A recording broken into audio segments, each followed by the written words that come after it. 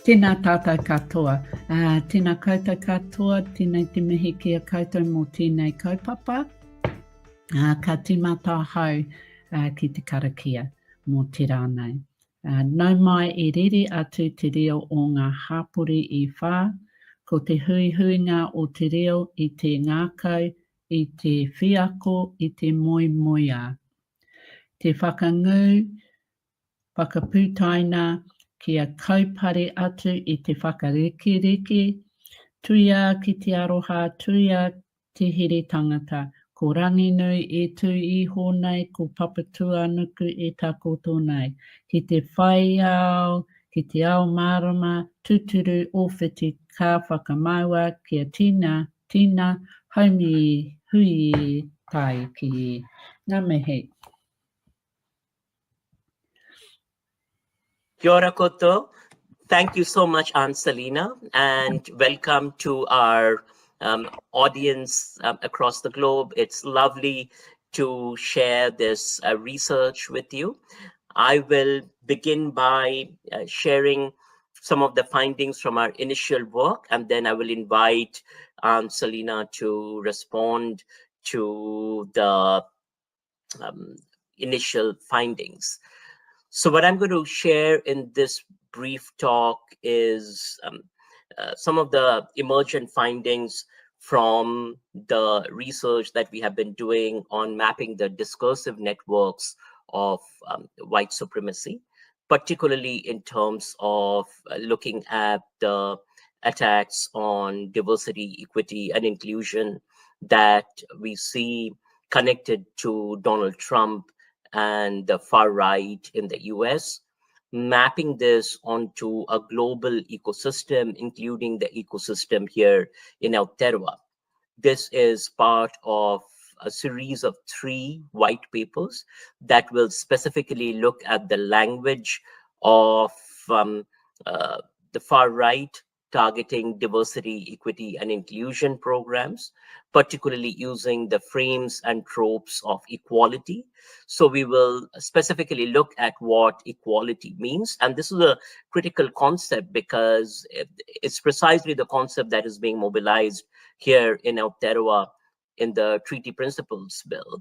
And we will situate that language of equality within this far-right ecosystem and do a communicative analysis of it in terms of what is really that language doing, what work is it performing, and try to understand it more broadly in terms of its connections to an underlying political and economic infrastructure. So welcome.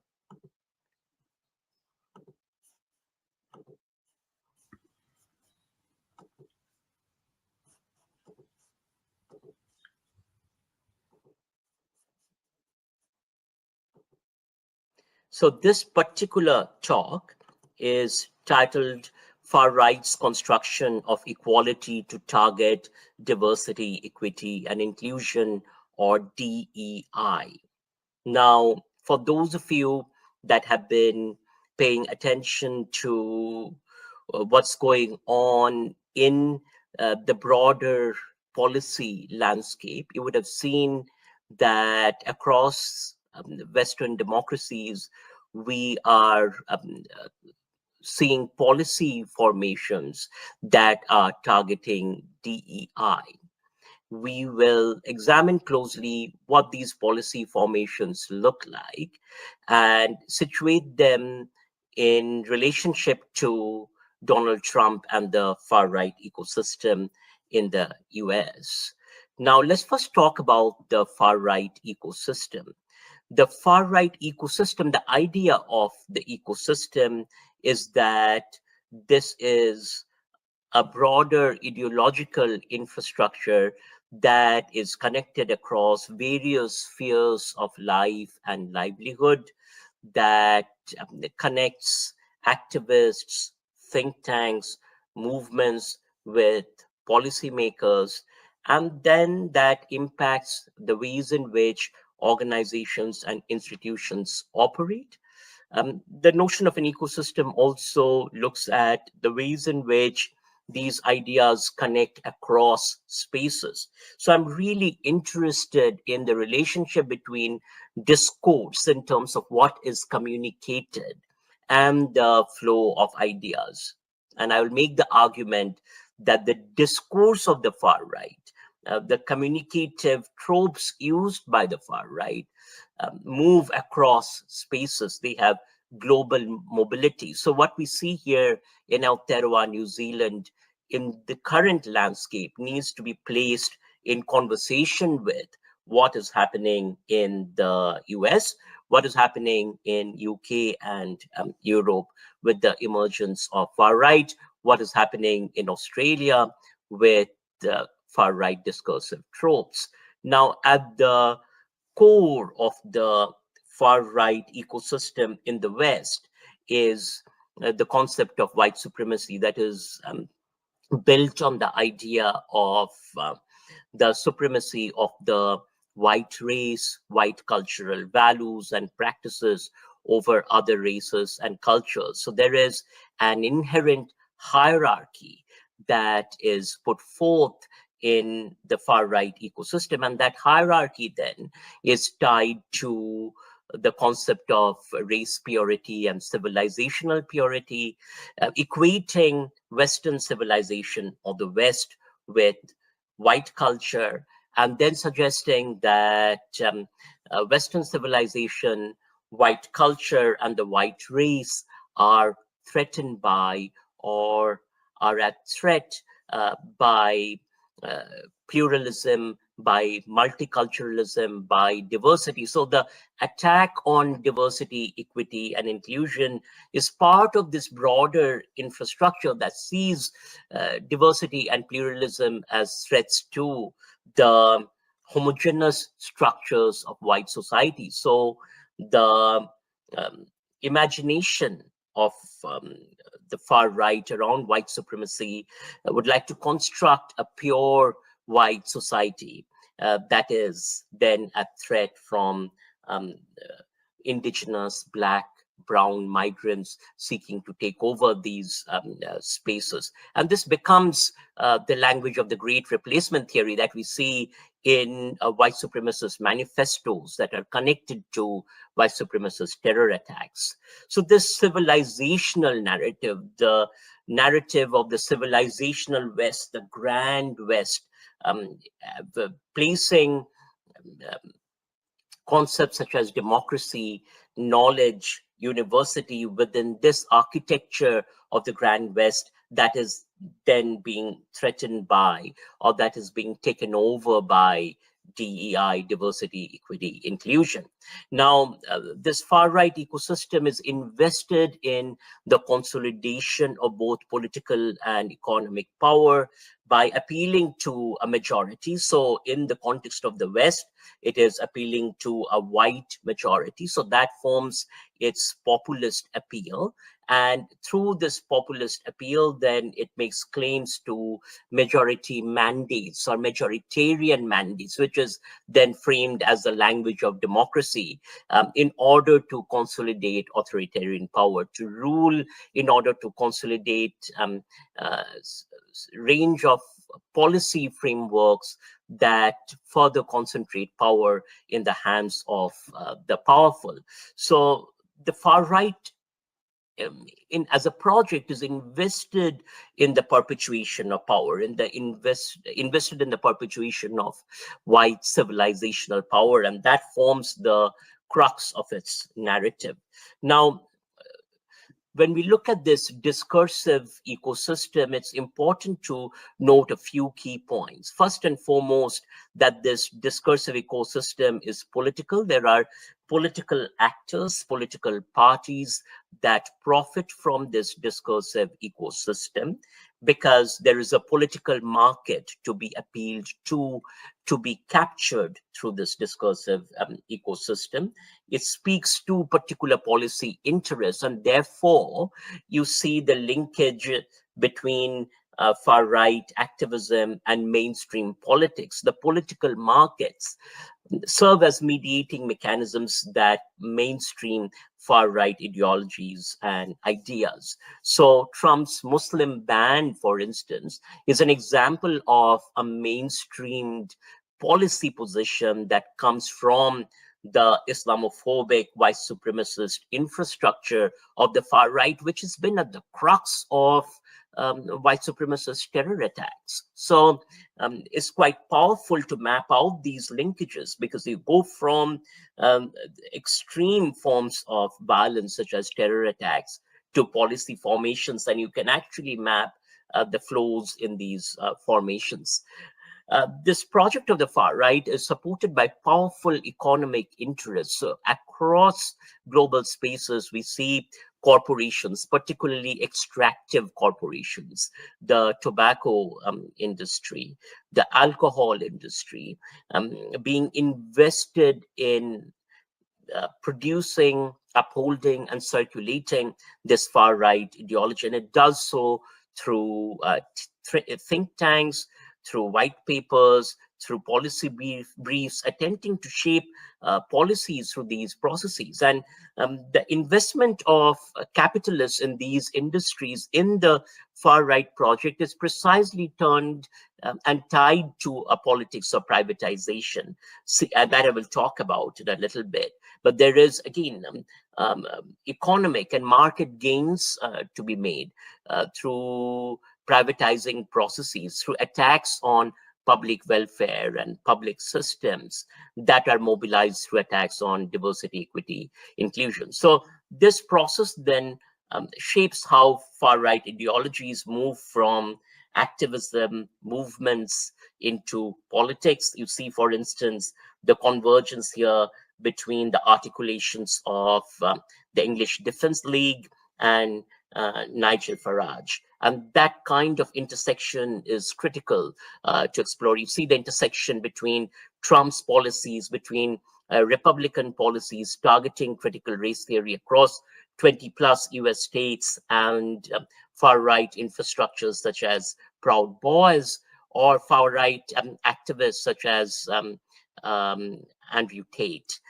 So this project then is global in scope in terms of the nodes, the connections that emerge from the project, and the ways in which the ideas flow across spaces. So it is important for us in Aotearoa to look carefully at the discursive tropes that I will talk about here in my analysis that are clearly connected to the far-right Trump ecosystem in the US, and see how they are playing out here in Aotearoa. So what a communicative analysis does is that it traces these linkages. It traces how these ideas actually flow by looking at the convergences between articulations. Now, I want to draw upon a few 6 key points before going into my analysis. The analysis will particularly look at digital platforms and the digital architecture of the far right, precisely because digital infrastructures serve as key nodes, spaces, and places for the creation and dissemination of far-right ideas, for the amplification of these ideas, and for the recruitment of broader publics into the far-right concepts. Now, the targeting of DEI then is based upon, as I noted earlier, the portrayal of the threats to white society and civilization. So white civilization under threat of takeover. This is the core narrative of the Great Replacement theory. Communities at the margins, communities who are historically and systematically disenfranchised, indigenous communities in the US, for instance, African-American communities, migrant of color communities across Western democracies, struggling with livelihood, struggling with resources, experiencing a range of structural barriers, institutional barriers to accessing education, accessing healthcare, accessing work. Um, um, Communities that have disproportionately borne the burdens of settler colonialism, capitalism, imperialism, patriarchy, cis-normativity, are framed as oppressors. And this is what I call in my work as communicative inversion. So those at the margins are turned into the oppressors, while a white majority male patriarchal heteronormative culture is turned into the oppressed. So the notion of white culture under threat is tied to the performance of this communicative inversion. Simultaneously, then, this targeting of DEI seeks to privatize public resources, suggesting that these public resources support inequality, these public resources are inefficient and waste of taxpayer money. So consider the uses of the trope of taxpayer funds to consolidate authoritarian power, and simultaneously in depleting public welfare, in depleting infrastructures that offer public goods, while many of these spaces are simultaneously privatized. This goes alongside the dismantling of regulations around tobacco, alcohol, the extractive industries. So you can see the capitalist infrastructure of this project of the far right targeting DEI. And simultaneously, this works alongside the criminalization of communities at the margins. So even as the margins then are turned into oppressors, even as public resources and public infrastructures serving the margins are depleted, there is greater call for investments into police, greater calls for criminalization and surveillance and policing of communities at the margins. So now we will walk through some examples to depict the key themes that are emergent in this research. The first is this notion that diversity, equity, and inclusion is anti-Western. The suggestion here is that there is an anti-Western conspiracy. And the communicative inversion here is that DEI is framed as an elite intervention, while of course inverting the power that is held by these political and economic structures, obfuscating that power, and while inverting the historic and systemic privileges that are enjoyed by majority communities within these structures. So I take a couple of examples from Aotearoa to set the stage. This is an account, a handle that is based here in Aotearoa, a handle that has been connected to the Free Speech Union. Mr. McKinsey at one point of time worked for the Free Speech Union, and I take a couple of images from his Twitter feed to offer as an examples of this frame of DEI as anti-Western. You will see some violent imagery in these messages, and I do ask you to skip through these slides and go to the conclusion if you feel triggered by these messages. So in this first message, the tweet talks about how, and this is the great replacement narrative in terms of diversity taking over Western culture and civilization, and specifically targeting immigration.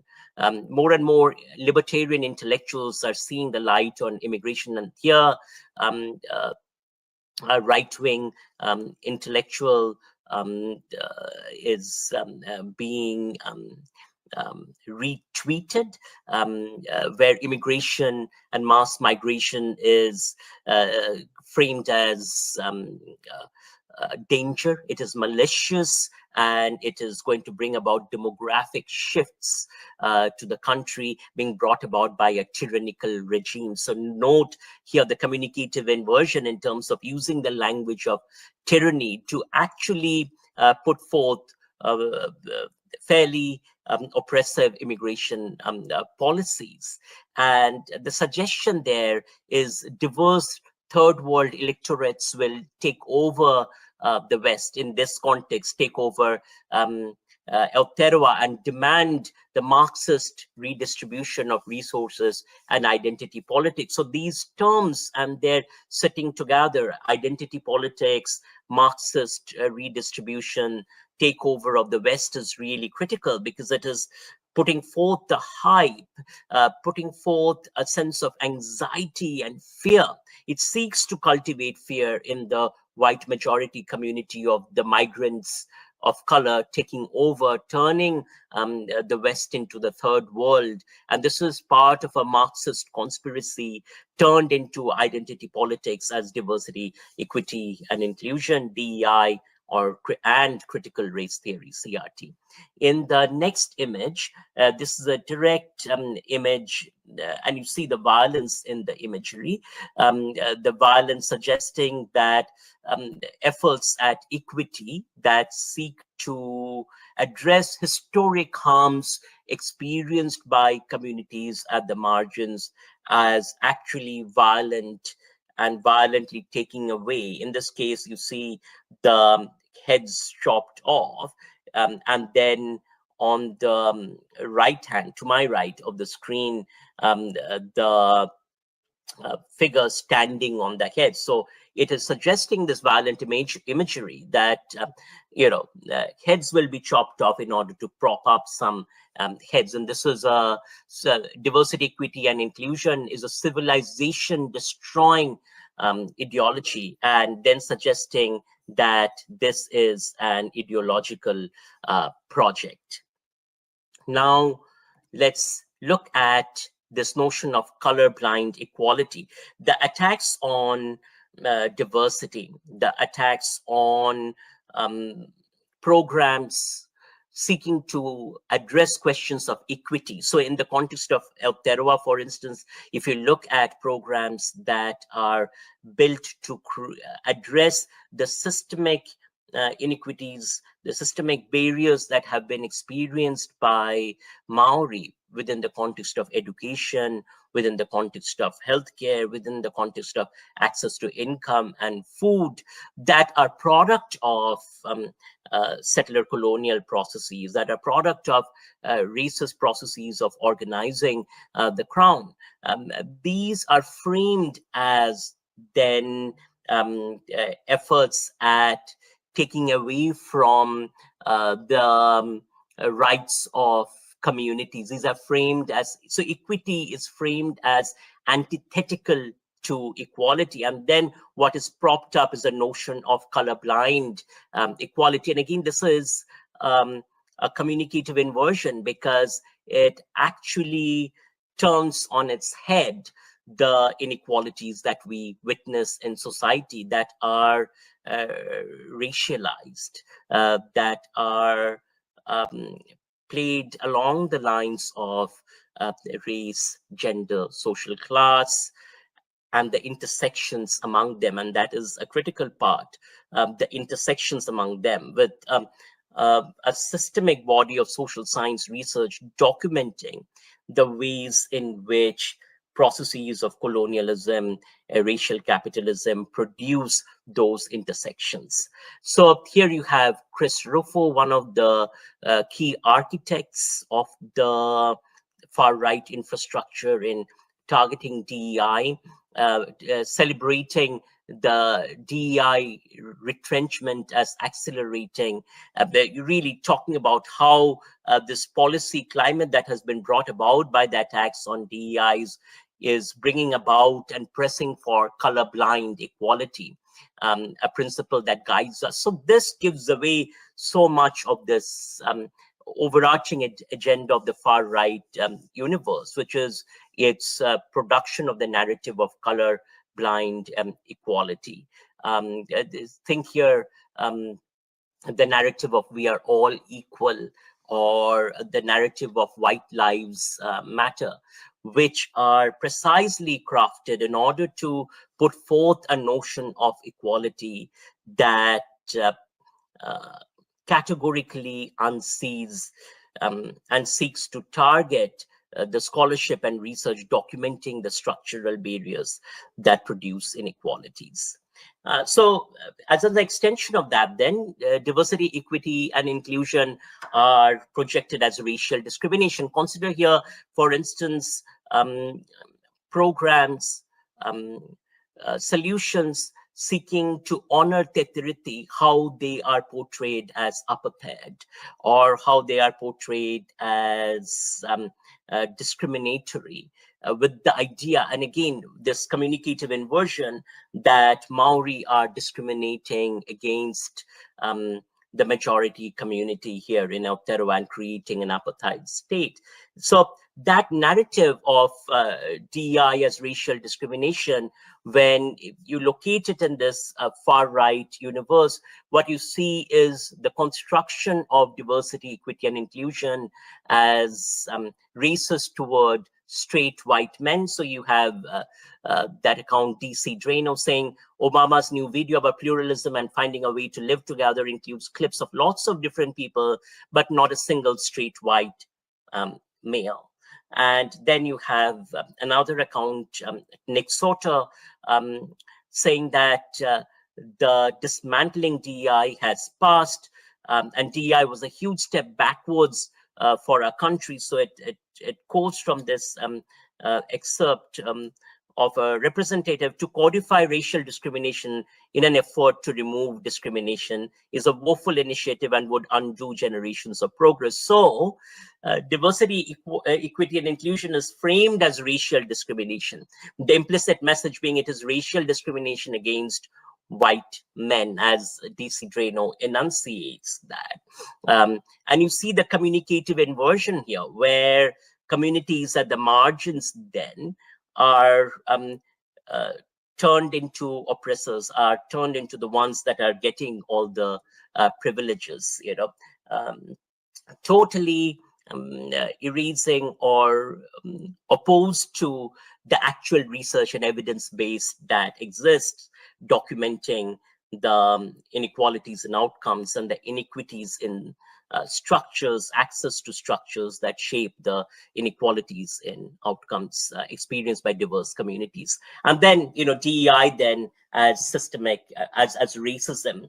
So here you see the framing, and this is a critical element, which is the targeting of private corporations, policies of corporations around equity and inclusion. So, and you see again quite a powerful communicative inversion here, because the far right mobilizes around principles of the free market, the liberty of the market, and the freedom of the market, and at the same time then starts attacking, through its authoritarian impulses, through policy formations, initiatives that are put up by private corporations. So here you see the framing of DEI as systemic racism, the concept of equity as a feature of systemic racism.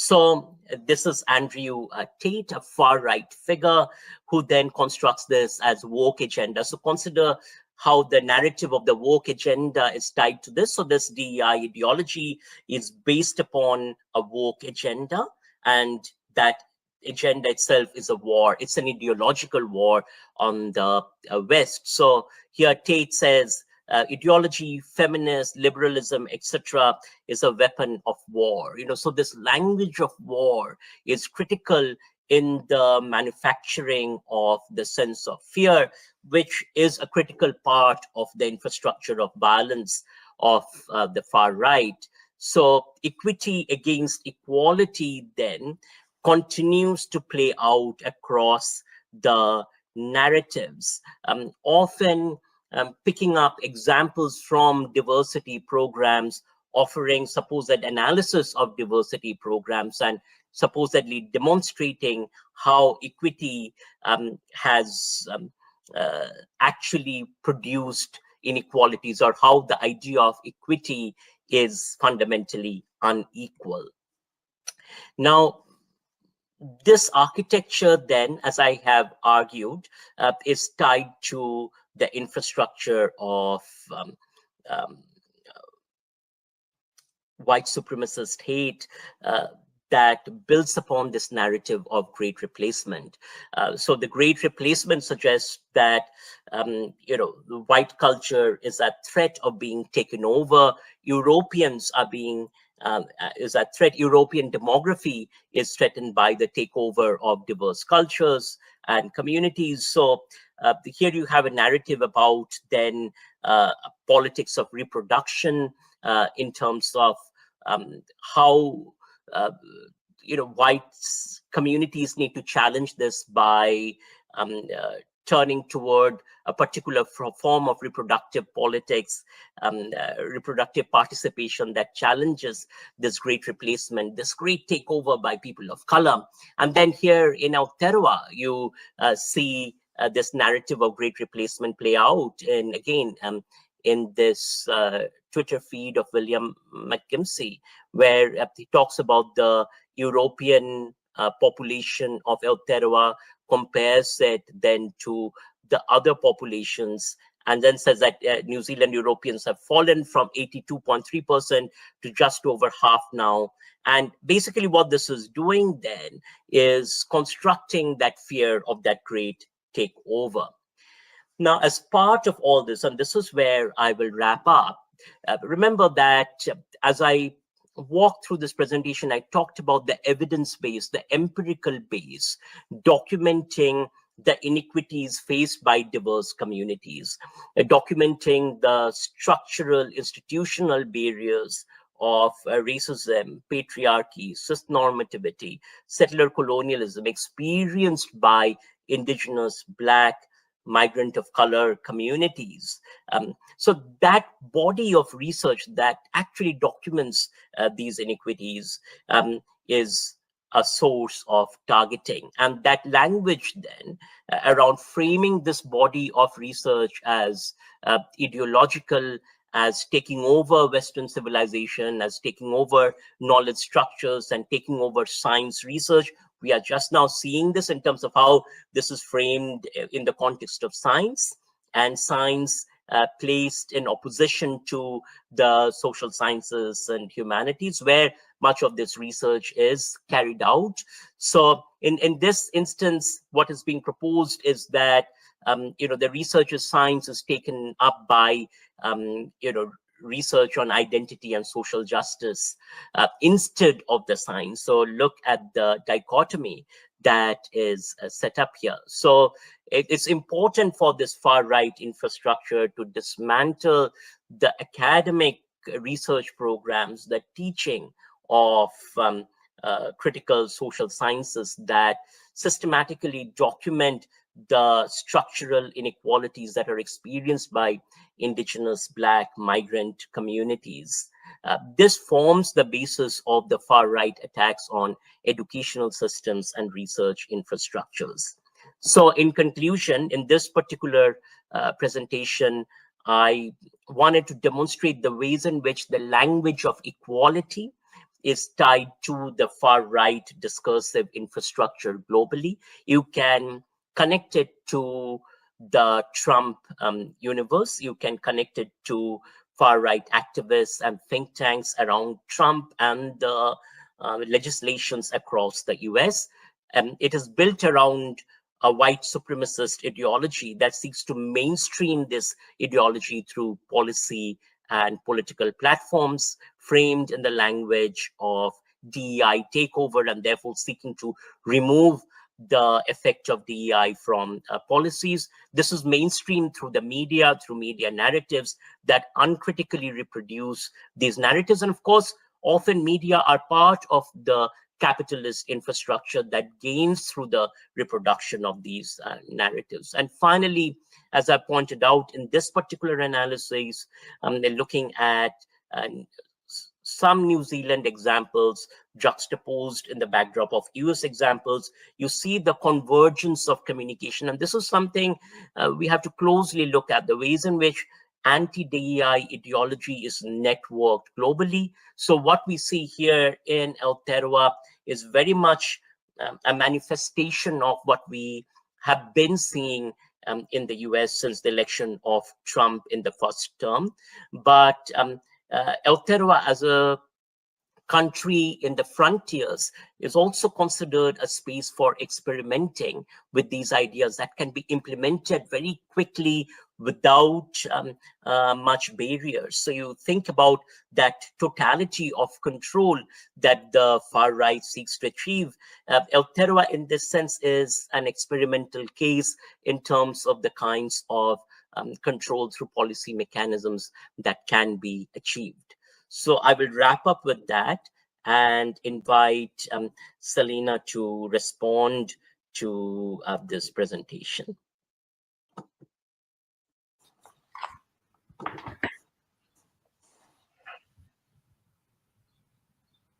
O tēnei te mihi ki a koe, Mohan, me tō, wow, hira mō tēnei kaupapa tēnei kaupapa tino ho honutanga kia tātou katoa o ngā tangata kei te noho I Aotearoa, me ngā Māori, me ngā hapori katoa. Wow, that was quite impressive, your presentation. Kei te kōrero au e nai nei, I can talk now. Kia ora. Am I on now? So, yes. Oh, ka pai. So it's okay to kōrero.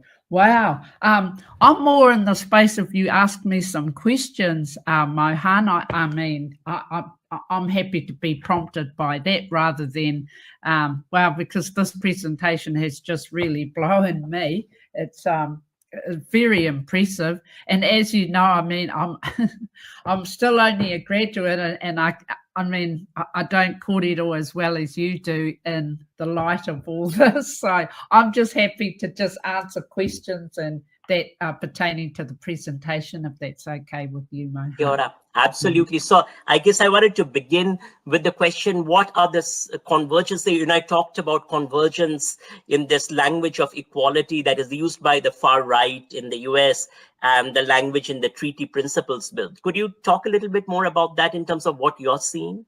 Oh, absolutely. Wokeness, that sort of came in play here as the wokeness of our white New Zealanders. I'll give you an example just recently where I had a whānau member of mine have tangihanga passed away. And I was actually surprised by some of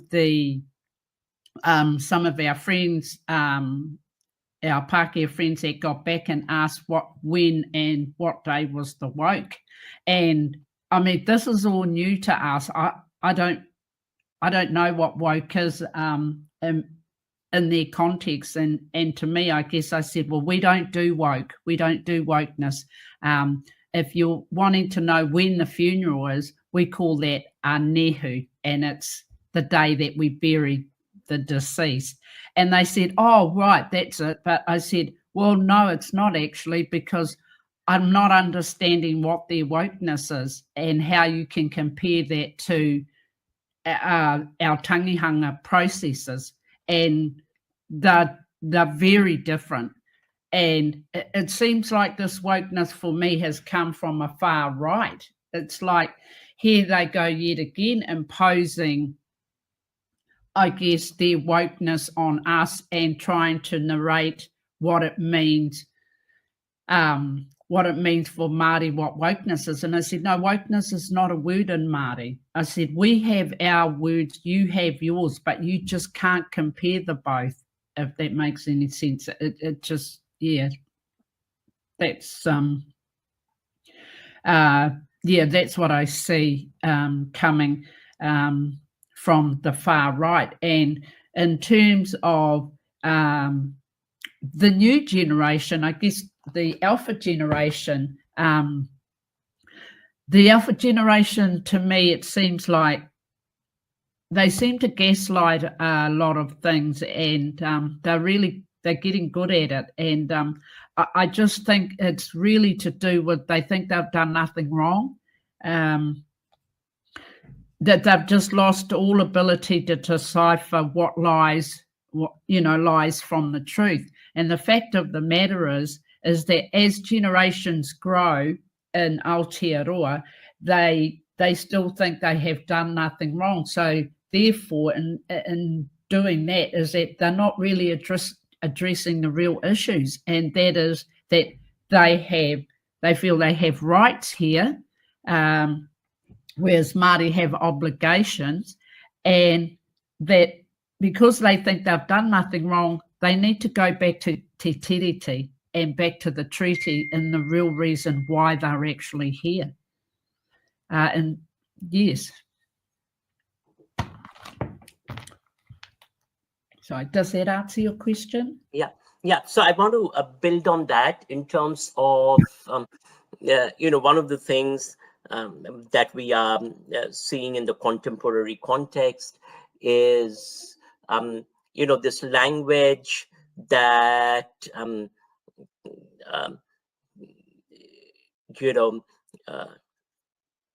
te tiriti, for instance, and the readings of te tiriti within the context of the Waitangi Tribunal have set up processes that have shaped an apartheid-like environment, right, where Maori are getting the resources and others are not. I would love to hear your thoughts on that, because that language, as I have shown, is an extension of this language of the far right, that communicatively inverts this notion of what is apartheid and then sets up a fiction around it. Yeah, so what do you think?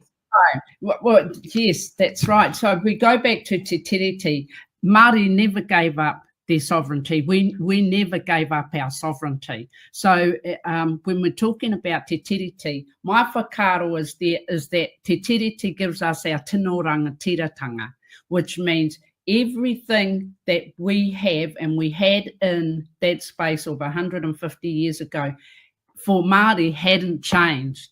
We still practice our tikanga. We still have lots of things that we incorporate into our lives, even though we've been heavily colonized. But te tiriti for Māori, we never gave up our sovereignty, which means we never gave up our rights of not being Māori. The treaty, however,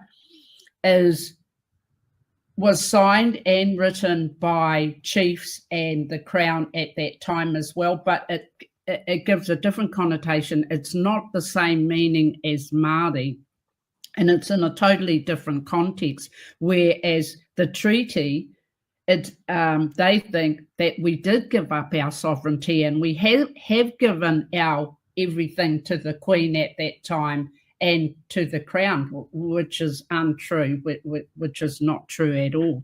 In terms of the treaty, we've honoured the treaty. We feel we have honoured the treaty. We feel that the Crown or the Kawanatanga haven't honoured the treaty. And there are lots of practices that prove that they haven't honoured the treaty. And for Māori, we have lots of the Crown injustices upon us have been in health, our kai food sovereignty, housing, the environment, the resources now, all the resources that we are using today, we can't use them today because they're not available to us, because of the exploitation of capitalism, I guess, for farming practices and lots of other practices that have been done by the governments in extracting minerals from our oceans, minerals even from our rivers, from the mountains, and that they're just not the same as before. Our people are suffering under this these crown injustices, and and even today, I call it's not the cost of living, it's the cost of surviving. We're so heavily colonized. They don't have the answers for us in colonization. They say they didn't colonize us. They civilized us. Well, what's the difference? I mean, colonization, civilization is aren't they both the same? So in saying that, there's depletion in our tikanga in forms of our te reo. I mean, why is it now it's coming back, our te reo now, because of the injustices of the governments and not letting us speak our language. But when you take that away from Māori, when you take that practice of not being able to speak your own reo, that's like taking away your identity. That's like having to be somebody that you're not. Like, we had to speak English, we're not to speak te reo Māori. But then where is the tikanga? Where is the inclusion in English for us? English was only given to us so we could be suppressed under them, so we could work their jobs. So my mind it gets quite stressful when I start talking about things like this. It just doesn't sit right with me, and I doubt it's going to sit right with my grandchildren that are yet to come as well. But it's hurt so many communities. It's even hitting normal. Well, I mean, I can't say normal. What's normal these days? But it's like middle, I guess, middle people in New Zealand and that Kiwis and that even they are struggling in this world to survive. The cost of living for Māori has injured our health. We are likely to die 7 years earlier than most Pākehā or New Zealanders here. Our housing crisis is out. There is just so much housing crisis here. We've got whānau that are living in their garages. There are Māori that are living on the streets, Māori that are living in their cars. The kai, we don't have the land anymore to grow kai, and that we want to get back to our own healing practices of rongoa, and that means we need more land. Well, we want to go back to those practices because we cannot rely on the present health system. The health system has failed our people as Māori, and we're looking at other solutions. What can we do to be sustainable? And the more we seem to want to be sustainable, the more the the government want to take from us. They want to take from us what we grow in our ngahere and put a stamp on it and make more of it and then sell it out as a New Zealand product that it is good and healthy for you, when in actual fact, they haven't done the right tikanga around the rongoa, around our Māori medicines, and they can just flick them off overseas and sell them like however they want. And they're doing this, they're doing it in volumes, actually. Which isn't right to Māori. We don't sell our rongoa that way. We don't make profits from our rongoa. We make the rongoa, we give it to the whānau that will give it to their whānau as well, and then we help them to make their own rongoa to help heal themselves.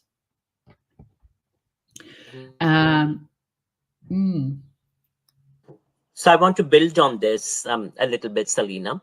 And, one of the things you articulated quite powerfully is the process of settler colonialism, and particularly in terms of how that then has shaped the access of Maori to food, the access of Maori to speak te reo. Now, a response to this from this white supremacist infrastructure will be that, this language of colonialism is a fiction that has been created in order to feed and what this right-wing infrastructure refers to as the Maori gravy train, right? So while what you're articulating based upon your lived experiences, that so much has been taken from Maori, and in the contemporary context, there is so little in terms of the infrastructures of education, housing, healthcare, food, opportunities of income that are available to Maori, right? So there is actually vast inequality currently. And yet, we have this narrative from the far right that Maori are getting too much and they are on this Maori gravy train. How do you respond to that? I mean, the government is just lying. I mean, there's no truth in that fact that that Māori are getting more. I don't know how on earth they can prove that at all, actually, when in actual fact, we had nothing from the last claims, and I'm talking about claims of our lands that our people, my own iwi, went for, and we're still waiting on a settlement, that was nothing compared to the true actual amount that we should have been given in the first place. I mean, when I look at the claims through the Waitangi Tribunal and through the treaty, they were injustices that should have been rectified ages ago. We shouldn't even have got to 150 years and then look back and go, oh, look, Māori have got this and that from the government, from us. But in actual fact, we got nothing. So why is it that our people in the margin of margins, I'm going to say now, why is it that we have the highest rate in prisons? We have the highest rate of housing crisis. We have the highest rate of people that are sick in the health system.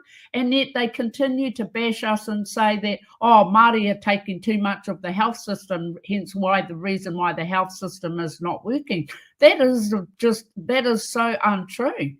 That the reasons why our health is deteriorating is because of the extractions of our lands, is because of the extraction of our clean, fresh river water, is the extractions of our kaimoana from the oceans, from the sea, and that because once upon a time those were they are our staple diet. Okay, Māori always lived off the ocean, and that we always lived off the ngahere. We could actually feed and clothe ourselves. Way before colonisation came here, we had a multitude of economies here. We were bartering. We were up and down the Pacific, across over to Australia, across over to the United States, and all we were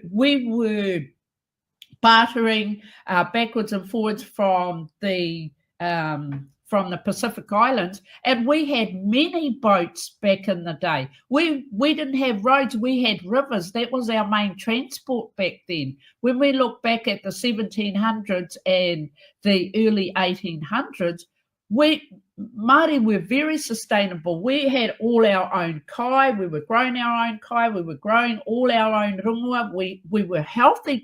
We were healthy people. There was no obesity in us. Our diets were great. Even when Captain Cook first came here and he said, "Oh my gosh," I'm not sure whether he called us savages, but I think it was something to that effect anyway. But he said that we were healthy people. We were mean, we were lean. There was no, I don't know where, sometimes I've seen in the museum where there's pictures of us on this waka canoe, and that we were actually desolate in that. And I thought, well, no, that's not true. I said, how could just one canoe that they seem to have captured be like that when there were an actual 70? There were 70 of where my people came from, the islands that were built at that time. And they connected to all the canoes of Tainui, Kurahaupo, Takitimu, Matatua, there were just many. And from each of those iwi, you imagine there were about 70 canoes connected to each of those iwi. So how many iwi is that? That's almost 10, 12 iwi, and you times that by 70. Well, that's how much waka we're going in between all these other countries. And we had our own system. We had our own economy. And it wasn't until the colonists came colonists came here to our shores that we started to see a decline. Now, of course, we know that when they came in, they wanted something like, I guess, the whakaputunga had come out, and we had signed that. But then Hobson came in and changed that, and he wanted te tiriti. And my whakaaro is the reason why he changed that was because he didn't. The whakaputunga gave us too much power, and therefore they changed it to te tiriti. But also, I'd like to speak before that, and we like that before that there was the doctrine of discovery, and that's dating back to the 12th century. So when you look at all these treaties, these what are they called? Yeah, these treaties, and I guess the doctrines and all that, they were all means of suppressing our people and just putting us in a mold so they could control. It was the monopolization of the colonies that wanted to keep control of what was happening here in Aotearoa when they came. Hence why the treaty was there, but they're still not honouring that as well. And I truly believe it's happened all around the world globally, not just here in Aotearoa. But it has definitely affected our way of living now. I feel like I'm very colonised. Even my tinana, even my body is colonised. Hence why now, when I go to the rongoa and want to have my own medicine to heal myself, I have to go through this lengthy tikanga practice and karakia to reconnect back to my roots and my atua to help heal me, because my body is so colonized. So the rongoa that I take, like kawakawa, karamu, karaka, tataramoa, and kuromeko, that they help me to clean my blood. They're very good for dysentery, for stomach aches and that. And now that I'm having to go back to these practices, a lot of Māori are going back to the practices of rongoa Māori, which is rongoa medicine, because the Western medicines don't heal us anymore. They're not working for our people. They are just extracts from a pharmaceutical that wants to make more money for Māori, and here we are paying out all the time for these medicines that don't work for us. It's proven that they don't work for us, hence why Māori are going back to the ngahere. But when we go back to the ngahere, there's not much there anymore because it's all been taken. Thank you, Selina, for that beautiful enunciation and that powerful enunciation. So as we wrap up, I want to go to this point that you articulated, which is that you said that this narrative that Maori are getting too much is a lie. And in my work, I talk about that as communicative inversion, taking what is happening and really turning that into over its head, right? So the systemic colonial oppressions that Maori have experienced, to turn that on its head, to frame Maori as the oppressors, right? And in that sense, and by extension, the white European community as being oppressed. But part of this, then, what you are documenting is what we are seeing. So you're talking about your lived experience, and I'm seeing this in terms of the scientific evidence base, or the social science evidence base that documents empirically exactly what you're talking about, that these are the structural factors that have shaped the ongoing inequalities that are experienced by Maori. So we know it's a lie. It's this idea that Maori are having too much. It is actually the fundamental opposite of the everyday reality of Maori struggles, as you point out, at the margins of the margins. So I guess my question for you is, in the current context, where you see this infrastructure of lies, right, or disinformation, like I pointed out in my analysis, how do you challenge that disinformation? How do you counter it? How do you build an alternative narrative or a counter narrative that is based upon truth, but that also finds a way to communicate with broader publics around those truths? Because as you see, the far right ecosystem is a powerful ecosystem that is politically and economically powerful, because there is money and then there is political power. Yeah. Yeah, I get what you're saying. Well, actually, I have to thank you, Mohan. I mean, you've given us a space here at CARE and being able to voice our opinions on the evidence of how we're living today. So this has been a great project. I mean, just being invited in here today has given me so much. So much acknowledgement to the space that you give us, Mohan, within the CARE group, and us being able, I mean, I look back at when I was the PO for my community and that, and how we were able to engage and get through to the people at the margin of margins, like disability, the kaumatua, our homeless, our all of those people living in the communities that just didn't have a voice. And I felt that we made a difference right then and there to set that up. And I do know that it's still continuing. I do know that a lot of our people, believe it or not just in paid jobs, but a lot of our people are doing charity works. Now, my sister, who's been working for Red Cross for many years, I mean, yeah, I don't know. I just sort of have two feelings on Red Cross and other NGOs that set themselves up, and I guess because it makes them feel better. I don't know, but you would think though that they've been going for so many years and that there wouldn't be any discourse, like there wouldn't be any suffering in the communities, but unfortunately there is. And it seems like the government definitely hasn't made it any better.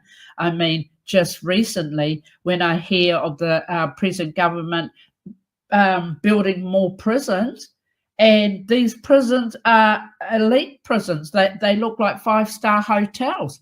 I mean, you've got that on one hand, and then on the other hand, the people from Dunedin are crying out for a hospital, and it just doesn't make sense. I mean, there you go. You have this government propping up prisons, and who are the people that are in those prisons? The majority of them are Māori. So, I mean, they'd rather build prisons to keep us in prison, and they're flash prisons, and that, you know, and our people are just going to look at that, especially our men, and say, oh my gosh, that's not even a consequence. I mean, I'll get into trouble to just get into, go into those flash prisons. They've got TVs, they've got, I don't know if you've seen them recently, but they are flash. I mean, they don't have to pay any rent there. They get 3 meals a day. They don't have to pay for that. They have free, they even get free dental, and that while they're in there. So, I mean, you've got that on one hand, but then you've got people in the community. There's no balance here. You've got people in the community that are kicking up a stink down in Dunedin because they want their hospital. One government promises, yes, you'll get your hospital. Another one says, no, there's just no funding. Well, how can there be no funding for a hospital when you should be looking after your people, but there was money in the coffers for the prisons? That to me is just so out the gate. Really, I just don't understand. I said a government here that are willing to put more money in the prison system to keep our people suppressed, not, you know, in there, and yet they can't even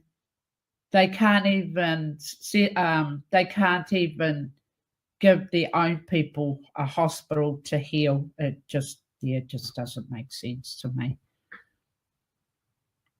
So it's part of that broader ideological infrastructure, right? So you're going to deplete from public welfare, public services, while you are propping up prisons and investing in prisons and techniques of surveillance and incarceration of communities at the margins of the margins. So I just want to wrap up by returning to that question, Selina, which is how we are seeing the disinformation.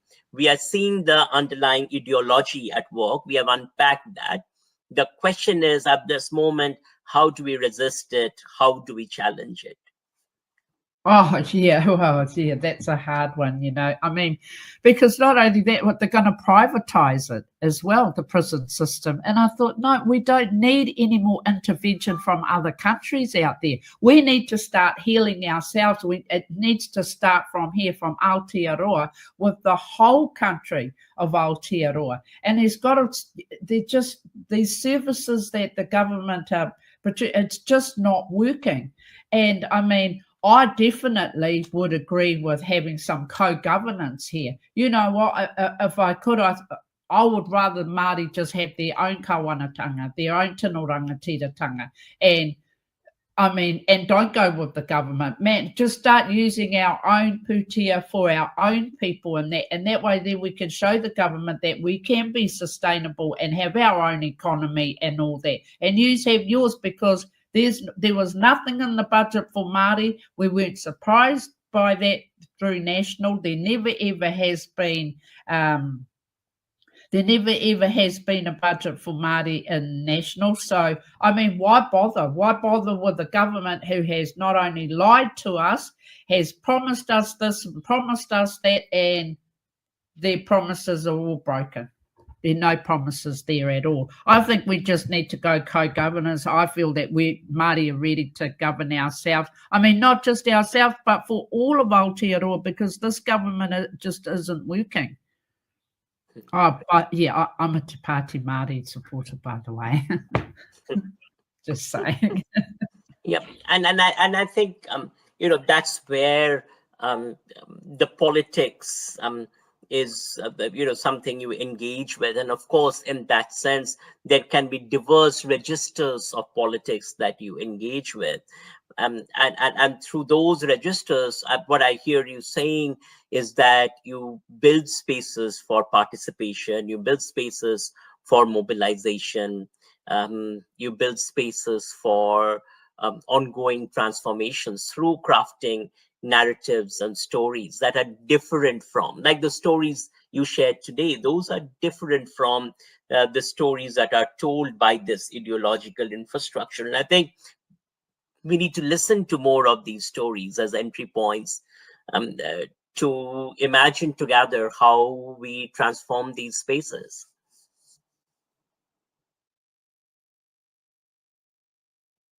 They say that they don't do research, and what they only interview about 20 people. I mean, you can't be interviewing 20 people that have a say on whether vaping is good or not. I mean, that's not the whole of Aotearoa. I mean, they're just targeting a certain amount of people. They put it on the news, say like from Dunedin, and say, well, this isn't very good. It's not helping the 16 to 19-year-olds. But then I thought, well, no, that doesn't sound right. But what I'm trying to say here is that if you just listen to the people, especially the people at the margin of margins, I feel they have the biggest say in what's going on here. In terms of the science-based, I'm not a big believer of science. Yeah, I do believe that science does have a place, but why is everything always based on science? Māori had science before science even came here. Our atua were our scientists. They were the ones that showed us what was right and what was not, like the maramataka, like the moon, like Papatuanaku, the sun. We knew in all those spaces when to plant, when not to plant, when to harvest, when to eat, when to fish. That's our science. Don't come with your science and tell us that, oh, it's not based on our science. Well, that's your science. Take your science away. We don't need your science, because we had our scientists here thousands of years, way before you even came. Just like any other country globally, I'm sure even in India, your atua are all scientists, are they not? You know, I said, don't come with your just, you know, yesterday's thought up thing that, oh, it has to be science-based. Well, no, because your science-based is not always correct. It just isn't. And that's a colonial science. That's not our science. So what this is beautiful, and Selina, and we can wrap up with this here. I think what you're suggesting is that there needs to be the spaces of listening that we co-create, you know, with habits of humility that interrogate and examine the arrogance with any knowledge system that is coming in and saying and imposing particular sets of ideas without listening to the existing ways of knowing, existing ways of doing science, for instance. And again, you know, a listening based framework would say that, yeah, there is something very powerful about systematically observing our environment, observing our relationships, drawing inferences from those, and that, you know, tangata whenua have actually been doing that across generations, and that is the basis for the generation of Mataranga Maori. So what I hear you responding to is this colonial, the depiction of science as something we are going to bring in and impose on, right? And while at the same time create a range of strategies like we have talked about today that are often based upon fictions in order to further disenfranchise and marginalize communities. So as we wrap up, I would like to wrap up, and I really thank you for participating in this conversation.